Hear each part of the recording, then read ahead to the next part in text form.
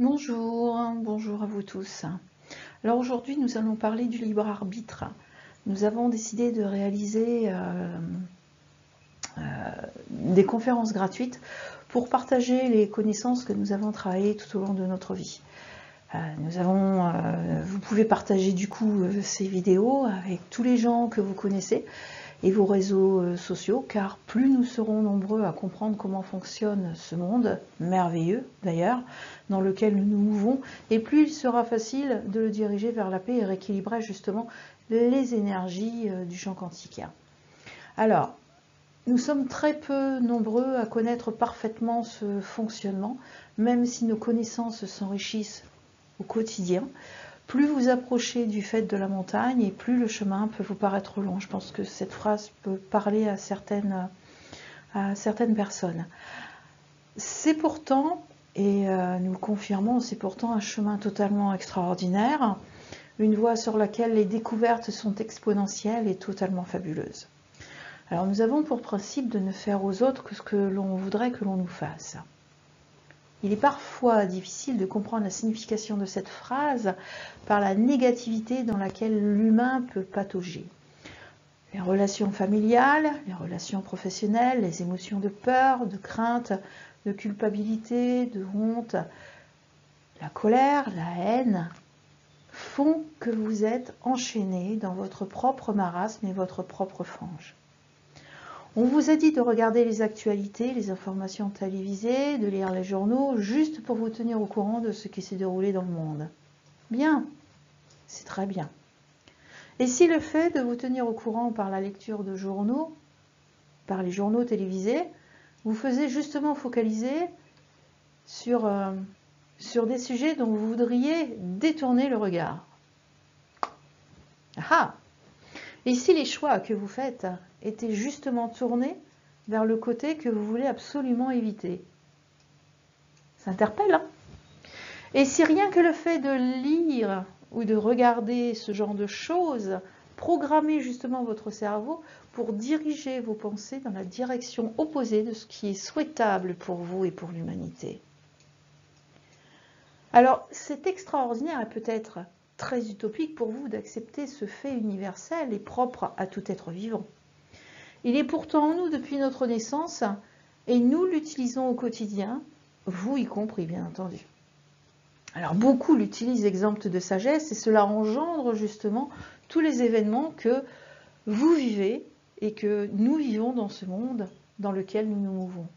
Appliquer cet enseignement au quotidien indique invariablement le fait que tout ce qui existe n'est qu'un aspect de plus grandes choses qui doivent arriver. Positif ou négatif, tout ce que vous pensez vous revient au centuple. Plus vous serez donc positif, et plus votre futur le sera, et par conséquent, votre présent en sera orné et se verra orné de tout ce potentiel palpable de plus en plus grand. L'inverse est également possible, bien entendu. Et c'est pour cela que Thoth dit que la sagesse est cachée dans l'obscurité de ta terre. La sagesse est donc le résultat de ce voyage intérieur qui permet de découvrir le potentiel extraordinaire qui est en nous, toute cette magie latente qui est en nous depuis notre arrivée sur Terre et qui est issue justement d'un événement que nous avons nous-mêmes déclenché avant que nous nous dédoublions de notre être de lumière. Nous étions deux, nous sommes arrivés seuls ici, alors que ferons-nous quand nous serons de nouveau deux? Cette petite phrase est dans beaucoup de livres ésotériques et dans beaucoup de livres religieux. Excusez-moi. D'ailleurs, c'est cette confusion qui rayonne parmi l'humain lorsqu'il s'agit d'être deux. L'amalgame, parce qu'il y a l'amalgame, bien entendu, l'amalgame est fait sur l'illusion d'une relation amoureuse durable entre humains, dont certaines religions interdisent la séparation, voire l'obéissance complète de l'un des personnages du couple sous peine de représailles physiques. Vous constatez déjà dans ces quelques lignes toute la négativité que ce type d'union peut engendrer. Il en est de même pour cette idée occidentale du mariage qui a bien du mal du coup à résister avec le temps. L'être intérieur murmure très certainement à l'oreille qu'on peut se tromper, que celui ou celle avec qui nous sommes, eh bien, n'est peut-être pas celui ou celle avec lequel ou laquelle nous devrions être unis. Vous lui trouvez un défaut, puis un deuxième, et comme ce dernier atteste la véracité de la constatation, eh bien la liste s'allonge et finit très souvent en séparation et en divorce.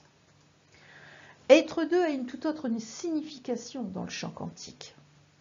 Il est question de retrouver votre autre vous-même dans les meilleures conditions. Tout dépend de vous et uniquement de vous. On n'arrête pas de vous le dire. Ça, c'est quelque chose, on rabâche cette phrase pour une bonne raison. Nous pouvons vous donner autant de cours de coaching personnel que vous le désirez. Si vous ne travaillez pas ce que nous vous donnons à travailler, il est inutile de continuer. C'est que le temps n'est pas encore arrivé pour vous d'ouvrir les yeux, de regarder en vous. C'est très dur, hein? Il est dur de regarder dans le miroir. Ce voyage permet le constat de notre vie, de faire une analyse de ce que vous avez fait depuis votre naissance, tout ce qui est bien et tout ce qui est mal. Cette introspection est parfois douloureuse et il faudra apprendre à vous pardonner. Alors l'EFT permet de comprendre pourquoi nous avons agi de la sorte et autorise ce pardon envers nous-mêmes. Ce voyage intérieur permet également de comprendre le fonctionnement de votre corps physique en le découvrant petit à petit. Et la découverte de ce potentiel aiguisera votre curiosité à utiliser ce pouvoir qui est le vôtre et vous deviendrez des apprentis magiciens. Alors vous allez peut-être commettre des erreurs, peut-être reculer. Cette régression n'est pas forcément négative. C'est un temps qui parfois vous est nécessaire à la compréhension d'un potentiel qui vous dépasse totalement. Sa maîtrise nécessite de reprendre votre souffle, de poser vos pieds sur des bases bien solides pour vous permettre cette compréhension par l'expérience que vous allez en faire. D'où l'importance d'étudier chaque tome parfaitement et de prendre le temps d'en comprendre l'essence. La paix dans le monde est donc possible uniquement si vous focalisez votre regard sur la paix et non sur les images et les informations télévisées. Vous tenir au courant de ce qui se déroule dans le monde par le biais de ces circuits vous empêche de voir le soleil derrière les nuages et vous confond dans l'obscurantisme de la situation créée. Le choix que vous faites d'écouter ces actualités qui sont très souvent erronées, fait que vous ressassez, que vous répétez inlassablement et tout au long de votre journée toutes ces nouvelles. Le choix, c'est votre libre arbitre. Qu'est-ce qui vous oblige à écouter encore et encore ces informations sélectionnées pour vous faire peur et irradier des ondes négatives, vous poussant dans la direction qu'ils veulent pour que vous preniez dans la direction qu'ils veulent que vous preniez à votre détriment. Et qu'est-ce qui vous empêche de tourner votre regard vers ces possibilités de paix, de bonheur qui peuvent arriver si vous le désirez vraiment? Qu'est-ce qui vous oblige d'avoir une personnalité professionnelle et une personnalité personnelle? Cette dernière n'est-elle pas suffisante pour arguer une vie professionnelle parfaite? Si vous avez le moindre doute sur vos capacités positives et la vraie bienveillance pour obtenir une vie professionnelle excellente, ben oui, il est certain que vous créez une énergie négative dont vous aurez un mal fou à vous sortir sans faire ce voyage intérieur que nous préconisons. Votre personnalité professionnelle est indubitablement le reflet de votre personnalité personnelle. Ce que vous faites au travail est le reflet de qui vous êtes vraiment. Votre propension à croire que les événements dans ce monde sont inévitables et que pouvoir les éviter est utopique, votre possibilité à croire que tout ce que l'on vous inculque est réel et que le côté réel de votre vie n'est qu'une illusion, permet justement à vos croyances de se matérialiser dans ce monde. Votre foi en la réalisation de votre focalisation, et cela quel que soit le sujet abordé, fait que cette focalisation se réalise dans votre vie. Alors nous pensons entre 60 et 70 000 pensées au quotidien. Et nous sommes plus de 8 milliards à le faire, sans compter que tous les êtres vivants ont cette possibilité également. Ces pensées sont donc dans le microcosme, dans l'attente d'être engendrées. Et votre focalisation sur un même sujet fait que ce sujet se développera, qu'il soit négatif ou qu'il soit positif. Qu'il soit bon ou mauvais pour la planète, selon vos intentions, bonnes ou mauvaises, votre foi en sa réalisation et la force avec laquelle vous allez prononcer tout cela va donner la croyance.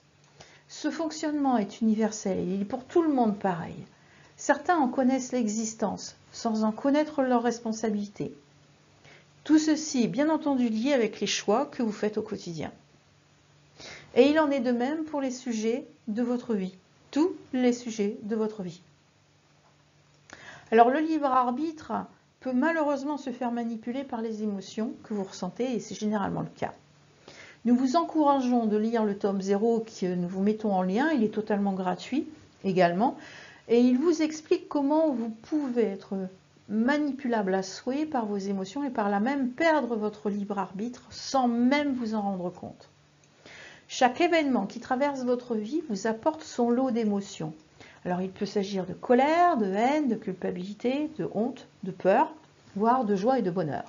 Les émotions que vous émettez sont directement liées aux intentions que vous projetez juste avant de penser. Et la pensée naît donc d'une intention bonne ou mauvaise.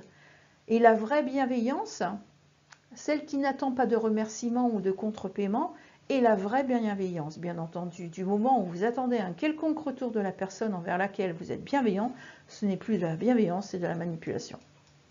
Nous ne citons pas la liste des émotions, tout est expliqué dans le tome 2 et la conférence serait bien trop longue. Nous y avons mis également l'intégrité du programme de FT pour vous permettre de traiter vos émotions par vous-même. Ce qui est, voilà, très bien. Nous interpellons sur le fait que les traumatismes lourds sont à travailler avec un thérapeute, car quand l'humain a la tête dans le guidon, il ne voit pas les portes de sortie qui lui sont ouvertes, justement parce qu'il a la tête baissée. Travailler vos émotions vous permettra de voir les issues de secours. Nous vous encourageons à découvrir cet enseignement qui vous permettra de constater que la vie est totalement différente de ce que vous avez appris et de comprendre comment fonctionne votre cerveau qui, lui, est lié, il n'est lié qu'à vos intentions et à vos croyances. Et tout ceci ne s'efface pas en un claquement de doigts, comme certains peuvent le dire. D'ailleurs, pourquoi viennent-ils nous voir si d'un claquement de doigts, ils peuvent tout modifier dans leur vie? S'ils sont devant nous, c'est bien parce qu'ils n'y arrivent pas. Cette croyance les freine dans leur évolution. Croire des choses que même pensent infaisables fait que c'est infaisable. Et c'est le choix de croire que ça l'est, que ça le devient. Nous espérons avoir éclairé un tant soit peu sur le libre arbitre et nous vous disons à très bientôt pour la prochaine conférence. Alors vous pouvez poser vos questions sur le formulaire de contact que nous vous mettons en lien également. Nous y répondrons avec une très grande joie et même on peut éventuellement se contacter. Très belle journée à vous. Au revoir.